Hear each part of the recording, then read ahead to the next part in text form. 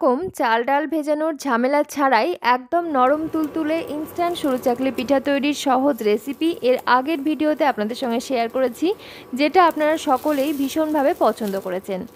আজকে একদম ট্র্যাডিশনাল উপায়ে সরু চাকলি পিঠা তৈরির রেসিপি আপনাদের সঙ্গে শেয়ার করছি, যেটা আপনারা নরমও বানাতে পারবেন, আবার চাইলে ক্রিস্পি বানাতে পারবেন।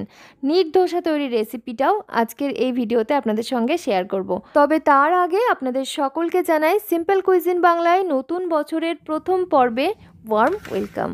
প্রথমেই আমি একটি বাটি নিয়েছি আর একটা মেজারমেন্ট কাপ নিয়েছি, তবে যে কোনো বাটি বা কাপ দিয়ে আপনারা এই পরিমাপটা করে নিতে পারবেন। নিচ্ছি 2 কাপ পরিমাণ আতপ চাল। এটা হচ্ছে লাল সর্ণ আতপ চাল বা সিদ্ধ না করা চাল। বাজারে আতপ চাল বললেই কিন্তু এই চালটা কিনতে পাওয়া যায়। তবে আপনি যদি আতপ চাল না পান, সেক্ষেত্রে নর্মাল ভাতের চাল কিংবা গোবিন্দভোগ চাল দিয়েও এই কাজটা করে নেওয়া যাবে। সেক্ষেত্রে সময়টা আরও একটু বেশি লাগবে, সেটা আমি আস্তে আস্তে আপনাদেরকে বলে দিচ্ছি। চালগুলোকে আমি খুব ভালোভাবে জল বদলে বদলে 3 থেকে 4 বার ধুয়ে জলটা ফেলে দেব। চাল ধুয়ে যতক্ষণ না সাদা একদম ফ্রেশ জল বের হচ্ছে ততক্ষণ পর্যন্ত চালগুলোকে ধুয়ে নিতে হবে, কারণ চাল ভালোভাবে ধোয়া হলে পিঠাগুলোও সাদা হবে। আমি এখন বেশ খানিকটা জল দিয়ে চালগুলোকে ভিজিয়ে রাখলাম 4 ঘন্টার জন্য। এখানে আমি যেহেতু আতপ চাল নিয়েছি তাই সময়টা 4 থেকে 5 ঘন্টাই যথেষ্ট। তবে যদি নর্মাল ভাতের চাল নেওয়া হয় সেক্ষেত্রে ওভারনাইট ভিজিয়ে রাখতে হবে বা 8 থেকে 10 ঘন্টা অবশ্যই ভিজিয়ে রাখতে হবে। 4 ঘন্টা জলে ভিজেই এগুলো যেহেতু আলো চাল তাই দেখুন অনেকটাই ফুলে গেছে, আর একটা চাল হাতে নিয়ে একটু চাপ দিলেই ভেঙে যাচ্ছে। ঠিক এই পর্যায়ে আপনি বুঝবেন আপনার চাল কিন্তু পুরোপুরিভাবে ভিজে রেডি হয়ে গেছে। ঠিক এই পর্যায়ে চালগুলোকে আমি জল থেকে তুলে একটা মিক্সার গ্রাইন্ডার জারের মধ্যে নিয়ে নিচ্ছি।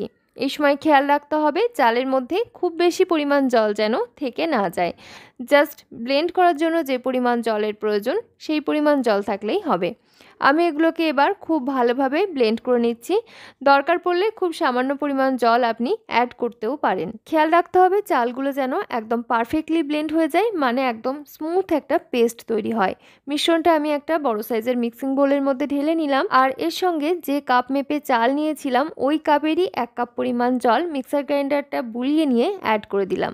সেই সাথে আরও 1 কাপ পরিমাণ ফ্রেশ জল অ্যাড করে দিয়ে দেব স্বাদ অনুযায়ী লবণ। এই রেসিপিতে আমাদের আর নতুন করে তেমন কিছু উপকরণ লাগবে না, শুধুমাত্র চাল, জল, লবণ আর বেশ কয়েক ফোঁটা তেল, ব্যাস তাহলেই কিন্তু সরু চাকলি পিঠা তৈরি হয়ে যাবে। শুধুমাত্র যেটার প্রয়োজন সেটা হলো বেশ কিছু টিপস জেনে রাখা বা মনে রাখা, যেগুলো আমি এই ভিডিওর মধ্যেই কিন্তু শেয়ার করে দিচ্ছি এক এক করে। আপনারা অবশ্যই টিপসগুলো মনে রাখবেন, তাহলে যে কেউ কিন্তু পারফেক্ট সরু চাকলি পিঠা তৈরি করে ফেলতে পারবেন একদম ট্র্যাডিশনাল উপায়ে। 2 কাপ চালের জন্য আমি এখানে ব্যবহার করেছি 2 কাপ পরিমাণ জল, আর আমাদের ব্যাটার কিন্তু একদম পারফেক্টলি তৈরি হয়ে গেছে। ঠিক এরকম পাতলা ঘনত্বের ব্যাটার তৈরি করে নিতে হবে সরু চাকলি পিঠার জন্য। এখন পিঠাগুলোকে ভেজে নেওয়ার পালা। পিঠাগুলো ভাজার জন্য তাওয়াটাকে প্রথমে খুব ভালোভাবে গরম করে নিতে হবে, তারপরে ফ্লেমটা একদম লোতে করে দিয়ে এর মধ্যে তেল ব্রাশ করে নিতে হবে। ফ্লেমটা লোতে করে রাখা এবং তেল ব্রাশ করে নেওয়া, এই দুইয়ের মাঝখানে তাওয়ার টেম্পারেচার অনেকটাই কমে যাবে। ঠিক এই সময় পিঠার ব্যাটারটাকে খুব ভালোভাবে নাড়িয়ে মিশিয়ে নিয়ে তারপরে এক হাতা ব্যাটার এইভাবে দিয়ে তাওয়াটাকে এক হাতে করে নাড়াতে থাকতে হবে, যাতে চারিদিকে খুব ভালোভাবে স্প্রেড করে যায়। এইভাবে সমানভাবে ব্যাটার অ্যাড করে নিতে হবে। ব্যাটার অ্যাড করা হয়ে গেলে ফ্লেমটা কিন্তু এই পর্যায়ে আবার করে দিতে হবে মিডিয়াম টু হাইয়ের দিকে। এইবারে জাস্ট 1 থেকে 1.5 মিনিটের অপেক্ষা। তার মধ্যেই দেখবেন পিঠা কিন্তু খুব ভালোভাবে রেডি হয়ে যাবে। প্যানের গা ছাড়তে শুরু করবে, তখন একটা খুন্তির সাহায্যে জাস্ট এদিক থেকে তুলতে শুরু করলেই পিঠা খুব সহজভাবে ইজিলি প্যান থেকে ছেড়ে চলে আসবে। এইভাবে তুলে নিলেই তৈরি হয়ে যাবে নরম সরু চাকলি পিঠা।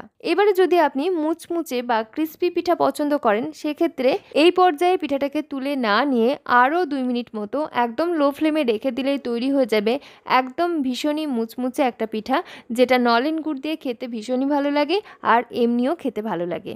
এখন আসি দক্ষিণ ভারতের বিখ্যাত নিট ধোসার কথায়, যেটা সাম্বার দিয়ে এবং চাটনি দিয়ে খেতে ভীষণই ভালো লাগে। তবে বলে রাখি, তৈরির পদ্ধতি একদম সেম।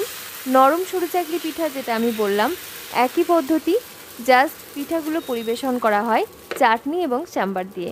রেসিপি একদমই সেম, তাই আলাদাভাবে শেয়ার করার কোনো প্রশ্নই ওঠে না। আশা করছি আমাদের আজকের এই সরু চাকলি পিঠা তৈরির রেসিপি আপনাদের ভীষণই ভালো লেগেছে।